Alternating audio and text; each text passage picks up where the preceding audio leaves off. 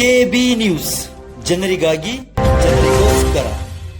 ರಾಜ್ಯದಲ್ಲಿ ದಿನೇ ದಿನೇ ಹೆಚ್ಚುತ್ತಿರುವ ರಸಗೊಬ್ಬರ ಬೆಲೆಯನ್ನು ಸರ್ಕಾರಗಳು ಕಡಿಮೆ ಮಾಡಬೇಕು. ರೈತರಿಗೆ FID ಮುಖಾಂತರ ಗೊಬ್ಬರ ಹಂಚಿಕೆ ಮಾಡುವುದು ಅನ್ಯಾಯ. ತಕ್ಷಣವೇ ಸರ್ಕಾರ ಈ FID ಎಂಬ ಕಾಯ್ದೆಯನ್ನು ಹಿಂಪಡೆಯಬೇಕು. ರೈತರಿಗೆ ಗೊಬ್ಬರ ತೆಗೆದುಕೊಳ್ಳುವುದು ಬಹಳಷ್ಟು ಕಷ್ಟಕರ ಸಂಗತಿಯಾಗಿವೆ.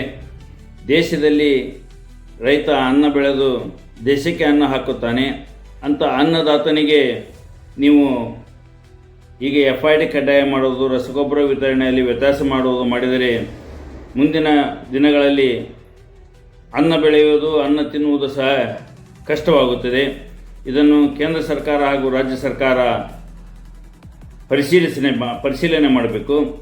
ತಮಗೊಂದು ಮಾತು ಹೇಳ್ತೀನಿ, ಈ ಬ್ರ್ಯಾಂಡಿ ಅಂಗಡಿಗೆ ಹೋದರೆ ಅಲ್ಲಿ ಆಧಾರ್ ಕಾರ್ಡ್ ಕೇಳಲ್ಲ, ಪಾನ್ ಕಾರ್ಡ್ ಕೇಳಲ್ಲ, ಆಧಾರ್ ಕಾರ್ಡ್ ಕೇಳಲ್ಲ. ಅಲ್ಲಿ ಹೆಚ್ಚಾಗಿ ಕುಡಿಯಲು ಸಿಗುತ್ತದೆ. ಅದೇ ರೀತಿಯಾಗಿ ಗುಟ್ಕಾ ತಗೊಳಕ್ಕೆ ಹೋದರೆ, ಸಿಗರೇಟ್ ತಗೊಳಕ್ಕೆ ಹೋದರೆ ಅಲ್ಲಿ ಏನು ಕೇಳಲ್ಲ. ಈಗ ರೈತರು ಗೊಬ್ಬರ ಬೀಜ ಖರೀದಿ ಮಾಡ್ಬೇಕಾದ್ರೆ FID ಕೊಡ್ರಿ, ಮತ್ತು ಆಧಾರ್ ಕಾರ್ಡ್ ಕೊಡ್ರಿ, ಉತ್ತಾರ ಕೊಡ್ರಿ, ಬೆಳೆ ದೃಢೀಕರಣ ಕೊಡ್ರಿ, ಇಂಥ ಎಲ್ಲ ಕಡ್ಡಾಯ ಮಾಡಿದರೆ ರಾಜ್ಯದಲ್ಲಿ ರೈತರ ಅಧೋಗತಿಗೆ ಸರ್ಕಾರ ತಳೆದಂತಾಗುತ್ತದೆ. ಆ ಕಾರಣ ರಾಜ್ಯ ಹಾಗೂ ಕೇಂದ್ರ ಸರ್ಕಾರ ಎರಡೂ ಸರ್ಕಾರಗಳಿಗೆ ನಾವು ವಿನಂತಿ ಮಾಡ್ತಾ ಇದ್ದೀನಿ, ತಕ್ಷಣವೇ FID ಅನ್ನು ರದ್ದುಗೊಳಿಸಿ ಮೊದಲಿನ ಥರ ಹೇಗೆ ರಸಗೊಬ್ಬರ ರೈತರಿಗೆ ಸಿಗುತ್ತಿತ್ತೋ ಅದೇ ಥರ ರೈತರಿಗೆ ಅನುಕೂಲವಾಗುವ ರೀತಿಯಲ್ಲಿ ರಸಗೊಬ್ಬರ ವಿತರಣೆ ಮಾಡಬೇಕು. ಹೀಗೆ FIDಯಿಂದ ಕೆಲವು ನ್ಯೂನತೆಗಳಾಗುತ್ತವೆ.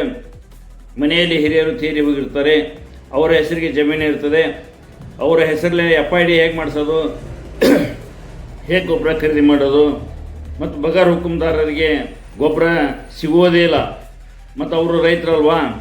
ಹಾಗಾಗಿ ನಾನು ಸರ್ಕಾರಕ್ಕೆ ನಮ್ರ ವಿನಂತಿ ಮಾಡ್ಕೊಳ್ತೀನಿ, FID ಎಂಬ ಆದೇಶವನ್ನು ಹಿಂತೆಗೆರಿ. ನಮ್ಮ ಜಿಲ್ಲೆಯಲ್ಲಿ ಅದು ರಾಜ್ಯದಲ್ಲಿ ಗೊಬ್ಬರ ಬೇರೆ ಕಡೆಗೆ ಸಪ್ಲೈ ಆಗುವುದಿಲ್ಲ. ತಕ್ಷಣವೇ ರೈತರಿಗೆ ಬೇಕಾಗುವಷ್ಟು ಗೊಬ್ಬರ ಕೊಡಬೇಕಂತ ಹೇಳಿ ತಮ್ಮಲ್ಲಿ ವಿನಂತಿ ಮಾಡ್ಕೊಳ್ತಾ ಇದ್ದೀನಿ. ನಾನು ಭುವನೇಶ್ವರ್ ಶಿಡ್ಲಾಪುರ್, ಹಾವೇರಿ ಜಿಲ್ಲಾ ಕಬ್ಬು ಬೆಳೆಗಾರ ಸಂಘದ ಜಿಲ್ಲಾಧ್ಯಕ್ಷ. ನಮಸ್ಕಾರ.